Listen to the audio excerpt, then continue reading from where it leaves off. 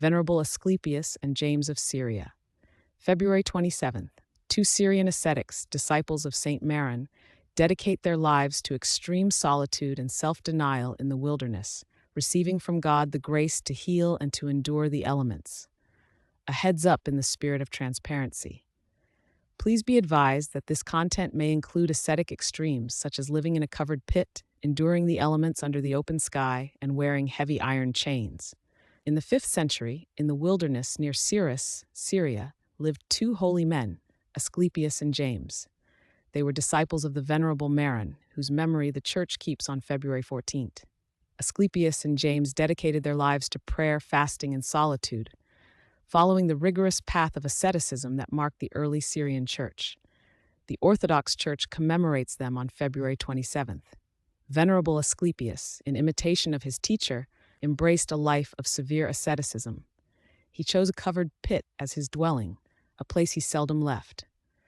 This deliberate withdrawal from the world signified a profound commitment to solitude, allowing him to focus his entire being on communion with God without distraction.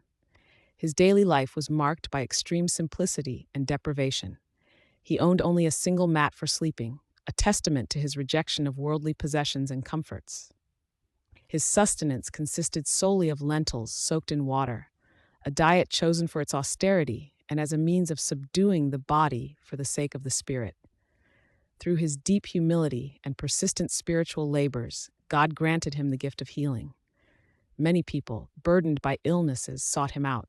Through his fervent prayers, Asclepius became an instrument of God's grace, curing those who came to him. His life demonstrated that detachment from material concerns and consistent prayer can open the soul to divine power, manifesting in acts of compassion and healing for others. Venerable James, a contemporary of Saint Asclepius, lived in the same region and pursued his own path of ascetic struggle. His asceticism took a physically demanding form. For many years, he lived under the open sky without the protection of a roof. He patiently endured the scorching heat of summer and the severe cold of winter. This constant exposure to the elements served as a continuous act of self-denial and an offering of his body to God, accepting the trials of creation as part of his spiritual discipline. As an additional trial, he wore heavy iron chains, which were attached to his neck, waist, and limbs. These chains were a visible sign of his voluntary burden, a means to humble his body and to remind himself of the spiritual battle against passions and temptations. Later in his life, St. James moved into a small, windowless hut.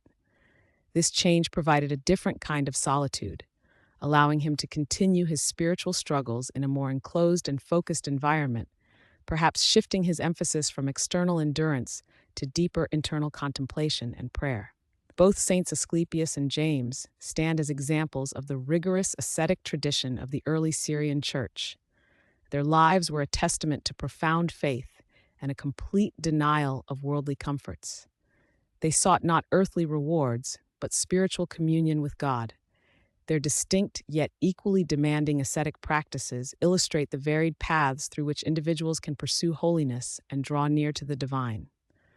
Through their unwavering commitment to prayer, fasting, and solitude, they offered their lives as a living sacrifice, demonstrating the transformative power of a life dedicated wholly to Christ. Their memory continues to inspire believers to seek the kingdom of God with diligence and self-sacrifice.